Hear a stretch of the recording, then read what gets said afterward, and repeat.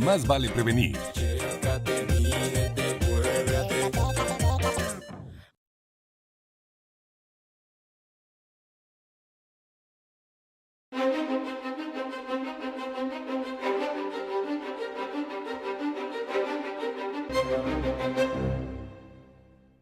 Los mexicanos y los latinoamericanos con frecuencia hemos visto la situación en otros países y nos hemos asombrado. ¿Por qué son más ricos que nosotros? ¿Por qué son más prósperos? Y no nos hemos dado cuenta quizás que al negar tener un real Estado de Derecho en Latinoamérica o en México, que al negarnos tener derechos de propiedad, nos hemos cerrado las puertas a la prosperidad.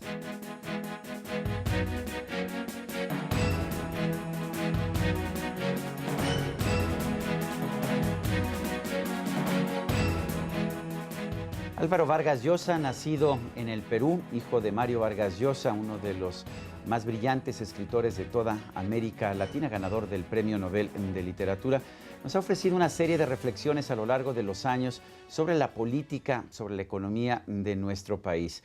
Y bueno, estas reflexiones le han permitido sostener la necesidad de defender un mundo más liberal, un mundo pues con mayor respeto a los derechos de propiedad. Álvaro Vargas Llosa, gracias por esta conversación. ¿Por qué son importantes los derechos de propiedad? Finalmente hay quien piensa que al contrario, que deberíamos eliminar los derechos de propiedad, que esa es la forma de construir una sociedad más libre y más justa. ¿Qué opinas? Los derechos de propiedad son la clave del progreso humano. Es decir, el ser humano está dotado de unas facultades que no tiene ninguna otra especie, como nos explicó John Locke hace ya algunos siglos. Bueno, John Locke decía además que la responsabilidad fundamental del gobierno era defender la propiedad. Así es, y precisamente por eso, porque si el ser humano tiene la facultad de sobrevivir, de conseguir su sustento gracias a la propiedad privada, algo que no tiene ninguna otra especie, y por tanto es tan importante que está en el corazón de la supervivencia de la especie. De modo que el Estado tiene como primera función, lógicamente, es decir, es la deducción lógica de ese análisis, el de proteger los derechos de propiedad. Por otro lado, el progreso humano ha funcionado allí donde ha habido derechos de propiedad. Hoy día los países más ricos de la tierra son aquellos donde tradicionalmente hubo mayor respeto por los derechos de propiedad, y los países que están detrás son países que están tratando de ponerse al día precisamente porque están tratando de que allí haya una mayor vigencia de los derechos de propiedad. Sin embargo, tenemos un gran número de intelectuales y políticos en América Latina que nos dicen, siguiendo pues los principios de Engels, que la propiedad es un robo.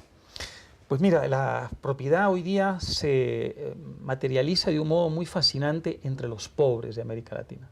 Si un proceso caracteriza lo que ha pasado en América Latina en los últimos 20 años, es el del acceso a la propiedad de los pobres. Y no solo eso, sino que gracias a ese proceso los pobres se han vuelto gente de clase media. La expansión de la clase media yo creo que es el fenómeno social más importante de América Latina en los últimos 20 años. ¿Por qué se produjo ese proceso? Porque se abrieron las economías, porque hubo un mayor intercambio y porque los gobiernos empezaron a respetar un poco más, no diré que lo respetan del todo, empezaron a respetar un poco más los derechos de propiedad. Mi propio país era un país desahuciado hace 20 o 25 años. Hoy día es uno de los países que... Perú, ¿te refieres? El Perú, así es. Es uno de los países que más crece, se está volviendo casi un modelo en la región. Hay muchísimas cosas todavía por hacer, es un país que está todavía a mitad de camino, pero el progreso de estos 20 años se ha materializado en una expansión impresionante de la clase media que hoy día abarca más de la mitad del país. Vaya usted a decirle a esos pobres, ¿no es cierto?, que la propiedad es un robo. Esos pobres lo mirarían a uno con desprecio, ¿no?, y con desagrado, y insultados, porque lo que uno está diciendo, si llama robo a la propiedad, es que uno quiere que esos pobres sean pobres para siempre, ¿no? ¿Qué cambió en el Perú? Recuerdo, y bueno, creo que todos los peruanos lo deben recordar, el libro El otro sendero de Hernando de Soto, que decía que si se quería registrar una propiedad en Perú, podía uno pasarse meses en juzgados, tribunales y oficinas gubernamentales y pagar cohecho por todos lados, y que simple y sencillamente era muy difícil hacer valer un derecho de propiedad en Perú. ¿Qué cambió? Y todavía eso no está resuelto del todo. Es decir, cambiaron muchas cosas. Primero hubo un gran trauma, el trauma del socialismo y el estatismo y el populismo, llevó a la sociedad a estar dispuesta a experimentar con algo muy distinto, ¿no? Y en muchos países la relación entre una crisis traumática y la reforma liberal es umbilical. No digo que haya que tener siempre una crisis para que haya una reforma, pero sí digo que en muchos países la reforma tuvo que venir a remolque de una gran crisis, ¿no?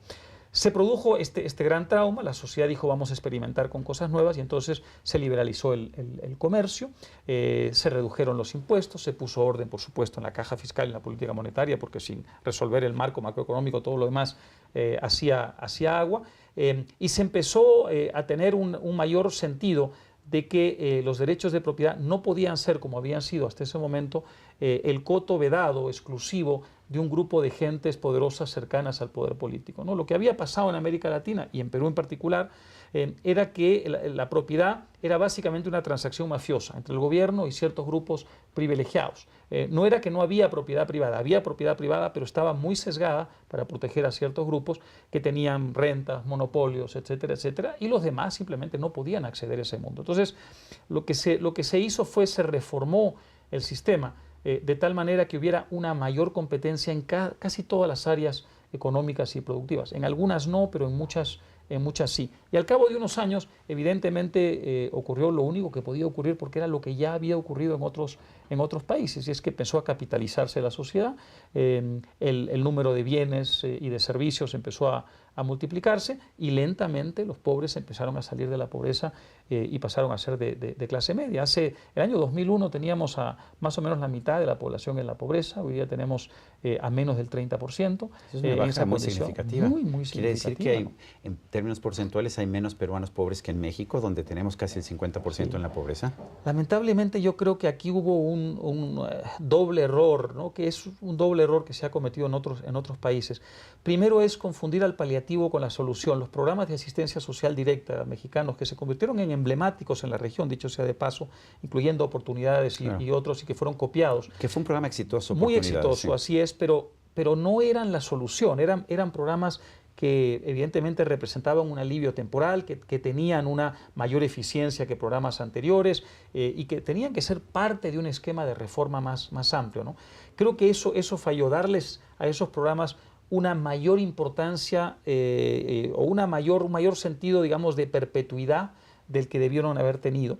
Y por otro lado, no se llevaron a cabo las reformas a fondo, se quedaron a mitad de camino. Hay muchos otros países latinoamericanos donde eso ha pasado también. Entonces hubo un progreso, desde luego es muy notorio que lo hubo, también la clase media mexicana ha crecido mucho, pero no hubo una disminución de la pobreza de la magnitud que se produjo en términos proporcionales en países como Perú, o bueno, por supuesto antes que Perú, en Chile sobre todo, o en Colombia en años recientes, como hubiera podido ser el caso. La buena noticia, Sergio, es que es perfectamente posible tomar hoy la decisión de acabar de hacer las reformas que falta hacer y los resultados serán iguales o mejores. Y sin embargo, a mí me preocupa algo que veo no nada más en México, lo veo en otros países de América Latina, veo que los políticos, incluso políticos que supuestamente serían progresistas, empiezan a utilizar una retórica retrógrada, conservadora, en la que plantean que la labor del Estado es quitar dinero de los ricos, quitar dinero de la inversión productiva y utilizarlo para programas sociales, y piensan realmente,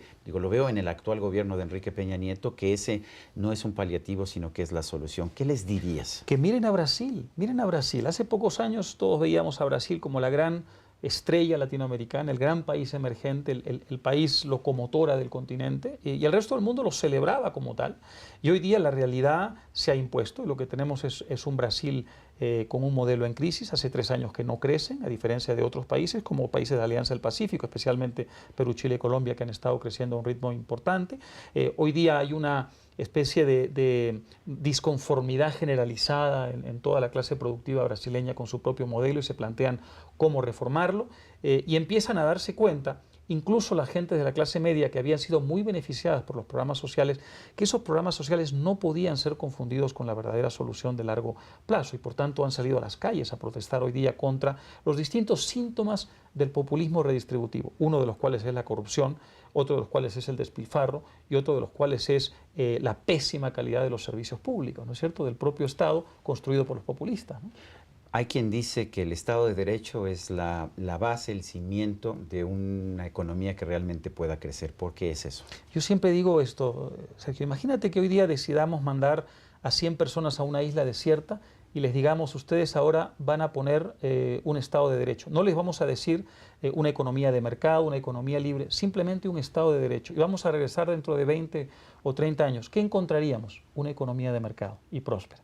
La economía de mercado es el resultado, es el subproducto de ese armazón institucional, de ese marco institucional que llamamos Estado de Derecho y que incluye el funcionamiento de las instituciones. El error que se comete muchas veces en cuanto a la percepción del liberalismo es pensar que es una doctrina económica. No, es una doctrina moral y es una doctrina que tiene que ver con un conjunto de instituciones. La economía de mercado es un subproducto natural del funcionamiento de unas instituciones que protegen la libertad individual, que le señalan el límite al poder. ¿Qué fue lo que pasó en 1215 con la Carta Magna en Inglaterra, ¿no es cierto?, que es la madre de todas las constituciones del mundo? Los varones no le dijeron al rey, queremos una economía libre. Le dijeron, queremos que no te metas con nuestra libertad y queremos que no te metas con nuestra propiedad. Es lo único que le dijeron. Y el resultado de eso fue la potencia económica en que se convirtió el Reino Unido, ¿no? ¿Por qué fue diferente el desarrollo en Inglaterra originalmente y en Europa Occidental posteriormente al desarrollo que vimos en África o que vimos en América Latina? Yo creo que tiene que ver con muchos factores históricos. En el caso de América Latina, por supuesto, tuvo que ver con la naturaleza de nuestras civilizaciones precolombinas, que tuvieron cosas fantásticas, admirables y muy avanzadas para su época, pero que eran también sistemas altamente jerarquizados y verticales y autoritarios. Y, por supuesto, los 3 siglos de vida colonial. Fuimos colonizados por una España, y en el caso de Brasil por un Portugal, pero en nuestro caso por una España que vivía un proceso de contrarreforma, que vivía un proceso ajeno a lo que empezaba a ocurrir en el mundo anglosajón. Y entonces cargamos con una herencia muy pesada en lugares como América Latina, que tenemos que empezar a desandar, por lo menos en el aspecto que nos condenó a la pobreza. Lo lamentable es que hoy, habiendo tantos ejemplos abrumadores en el mundo de países exitosos que empezaron estando en una condición infinitamente peor que la nuestra, por ejemplo, los países del sudeste asiático, haya líderes latinoamericanos que quieran perseverar en el error, ¿no? Cuando uno mira a Argentina, por ejemplo, es decir, ¿cómo es posible que el país más culto de América Latina, o por lo menos que lo fue tradicionalmente, y el que fue el más próspero en los años 20 o 30, que fue tan próspero que los europeos migraban a ese país masivamente, que fue un país además líder desde el punto de vista cultural, y que es un país que ha vivido los traumas del populismo de una manera, digamos, verdaderamente atroz? ¿Cómo es posible que ese país haya perseverado en la receta populista? Pues hoy día están pagando las consecuencias. Argentina ya no solo no es uno de los países más prósperos de la tierra, sino que es un país que se ha empobrecido tanto que hoy en día incluso su vida cultural, esa enorme riqueza que todos los latinoamericanos admirábamos, empieza a deteriorarse, ¿no? Hoy día es un en fin, delito de lesa humanidad ser populista, porque hoy día están los ejemplos a la mano, la información disponible y la experiencia vivida también. Y si uno, a pesar de todo eso, sigue perseverando en el populismo redistributivo, en el autoritarismo político, en el socialismo utópico e igualador en la pobreza, lo que está haciendo es yendo contra todas las enseñanzas propias y ajenas, históricas y vigentes, que cualquier ciudadano mínimamente instruido está perfectamente en condiciones de conocer hoy mismo. Es decir, no tiene ningún sentido. Álvaro Vargas Llosa, gracias por esta conversación. Muchas gracias. Y a usted, amigo televidente, que hace posible este programa, se lo agradezco también. Esto es todo por hoy, pero no se le olvide. Nos vemos la próxima.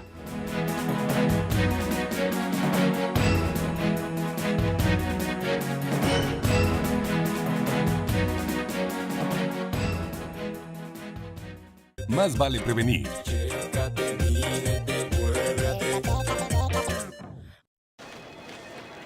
¿Milanesa? Gracias. Pollo. Gracias. Oye, ¿qué vas a abrir tu propio negocio? Sí, pues es que ahora sí conviene. ¿Por? Por la reforma hacendaria. ¿Cómo? Porque las personas que abran un negocio el primer año no van a pagar impuestos. No, pues eso sí está bueno. No, hombre, ¿cuál bueno? Buenísimo. Gracias. Gracias. Suerte, felicidades. Gracias. Reforma hacendaria. Es lo justo.